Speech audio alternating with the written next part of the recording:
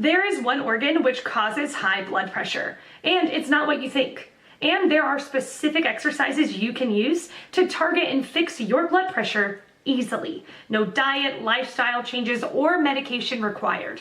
Check the link in the description below, but for now, today's question.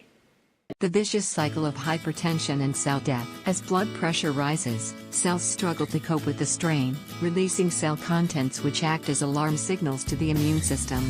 Dr. Clinton Webb and colleagues at the Department of Physiology at the Medical College of Georgia at Augusta University are investigating how this promotes inflammation, resulting in further blood pressure rises and the development of a dangerous feedback loop. Scientists have been aware for a long time that inflammation, the body's natural response to infection, temporarily raises blood pressure, hypertension, through constriction of blood vessels and other mechanisms.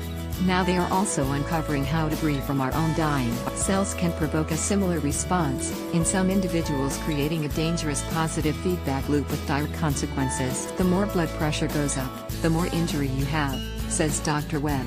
He and his colleagues want to gain a better understanding of the signaling pathways involved in this type of inflammatory response so that treatments can be tailored to an individual's needs.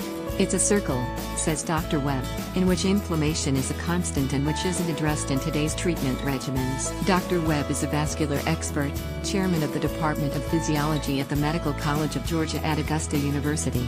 He is also the Herbert S. Kupperman Chair in Cardiovascular Disease and was named the Regents Professor in 2011. In 2013 he was the recipient of the American Heart Association Council on High Blood Pressure Research's Irving Page Alva Bradley Lifetime Achievement Award for his work in the field of hypertension. He is now the principal investigator on a $9.40 million program project grant from the American National Heart, Lung, and Blood Institute, specifically aimed at identifying how cellular debris contributes to this unhealthy phenomenon. Cracking under the strain.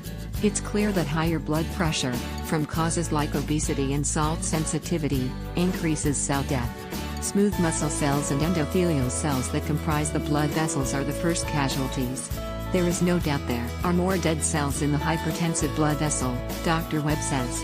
Once outside the dying cell, typical cellular contents such as DNA and its partner protein HMGB1, which helps stabilize the DNA, are categorized by the immune system as damage-associated molecular patterns, or DAMPs. DAMPs can be thought of as the body's alarm signals, because they resemble fragments from bacterial or viral invaders. In the case of an infection, these signals set in motion essential immune and inflammatory processes which organize to repel the invader. Side effects of this heightened immune activity are blood vessel constriction and kidney damage, to name but a few, which result in more cell death and release more DAMPs into the system. We are trying to identify whether DAMPs play a role in the hypertensive process. I think that is the fundamental question. The current project is looking closely at a very specific subset of actions, those resulting from the release of DNA from mitochondria in blood vessel endothelia, the cells lining the internal surface of the vessel. This DNA, which comes exclusively from the mother and has not been mixed during fertilization, is therefore distinctly different from that of the organism and so not recognized as self, following the activation pathway. This specific element of DAMPs is a potent activator of toll-like receptors, or TLRs. These are found inside many cells and the 9 different types have in common some degree of activation of MEAT88, a downstream signaling molecule which in turn activates transcription factor NFK-B, responsible for controlling gene expression as well as programmed cell death. TLR4 in particular, is linked to the necessary initiation of inflammation in response to membrane components of bacteria. Inside blood vessels, when excessive cell death leads to the release of mitochondrial DNA, it can start to activate TLR9s inside immune, vascular smooth muscle or endothelial cells.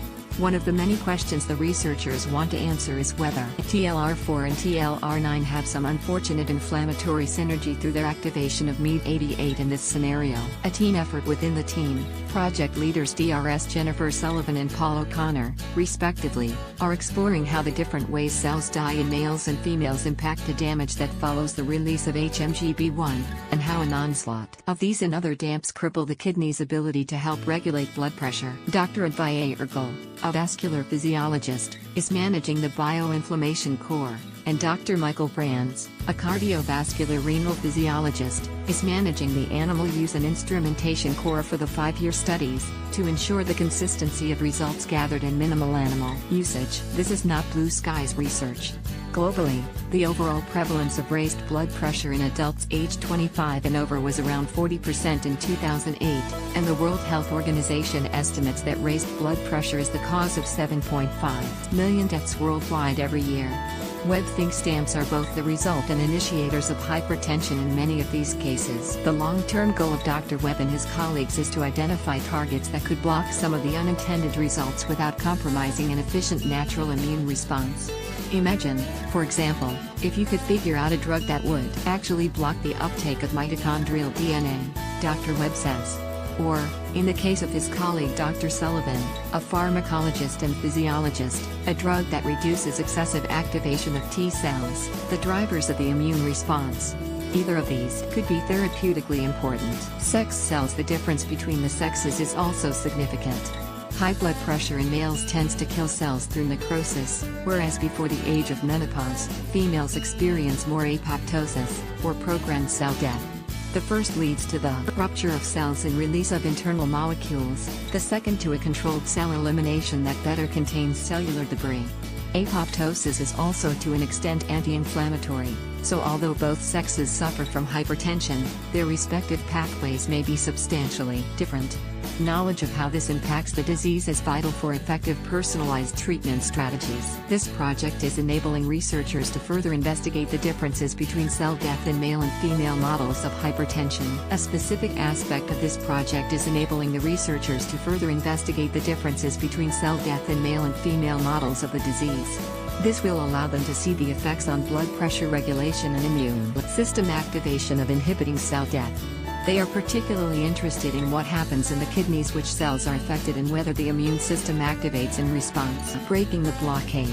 The kidneys have a vital role to play in managing fluid volume and hence blood pressure, by regulating the production of urine and retention of vital salts. To do so, it needs to be infused with narrow blood vessels which can facilitate the rapid reabsorption of essential substances. The downside is that these narrow vessels are susceptible to becoming clogged with the relatively large red blood cells passing through them, a problem overcome by the presence of contractile parasites. The team are exploring whether dams interfere with the parasite's ability to contract, creating blockages which disrupt kidney function and drive up blood pressure. If this theory, and the early evidence on which it is based, hold, drugs which support these contractile cells could enable the kidneys to remain helpful in avoiding hypertension. The vast capacity of the kidneys means that related problems do not usually become apparent until about 80% of function is lost. For this reason, the team are investigating whether endothelial cells that line the unusual vasculature are stimulated by dams to make more of the blood vessel dilator nitric oxide, which weakens the contractility of parasites. The researchers are pushing forward on many fronts as the search for solutions to a complex problem continues. We are trying to identify whether dams play a role in the hypertensive process. I think that is the fundamental question. Webb says of the extensive studies ahead.